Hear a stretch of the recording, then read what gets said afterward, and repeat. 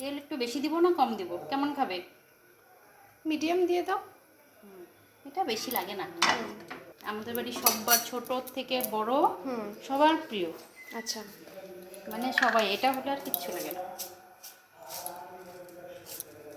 তারপর কি দেবে এর মধ্যে?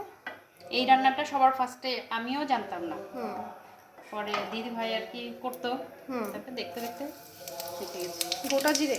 গোটা জিরে দিলাম, তারপরে দুটো তিনটে লঙ্কা। অলরেডি ডিশের মধ্যে পেস্টের মধ্যে লঙ্কা দেওয়া হয়েছে। আচ্ছা, লঙ্কা তারপরে লবণ অল্প দেওয়া হয়েছে। জিরে গুঁড়ো দেওয়া যায়? হ্যাঁ হ্যাঁ, আর আমাদের বাড়িতে সবাই মানে পিওর ধনেপাতার গন্ধটাই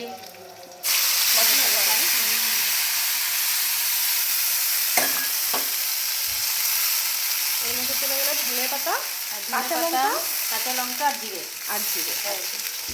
কেউ কালো আদা দাওনি না? আদা দিন, তাও যায় একটু। হ্যাঁ, এটাকে কষাতে হবে? হ্যাঁ হ্যাঁ, অল্প ভাজা ভাজা করতে হবে। আচ্ছা, গরম জলটা একটা সেন্ট আসছে কিন্তু না? হ্যাঁ, দেখলেই খেতে ইচ্ছা করে। হ্যাঁ, আমিও এই রান্নাটা জানতামই না, এখানে এসে আমি দেখছি।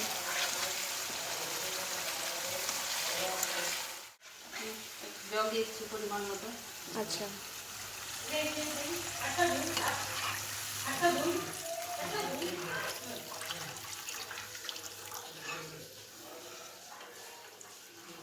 জল দিয়ে এখন ফুটবে? হ্যাঁ, গরম জল দিয়েছো? গরম জল একটু দিলে ভালো হয়। যে কোনো জিনিসেই একটু হালকা গরম দিলে। পুরোটা ফুটছে, দিয়ে দেওয়া যায়। এই সময় মাছটা দিয়ে দেবে না? হ্যাঁ, মাছটা দিয়ে দিলাম।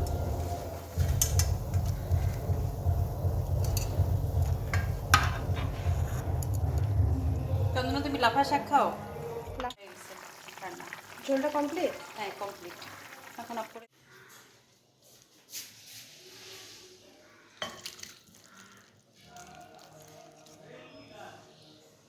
মাছ আরও রাখা আছে রাত্রে।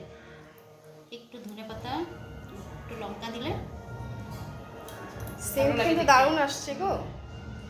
খেতে আরো মজা। গরম গরম যদি ভাত দিয়ে খাও না।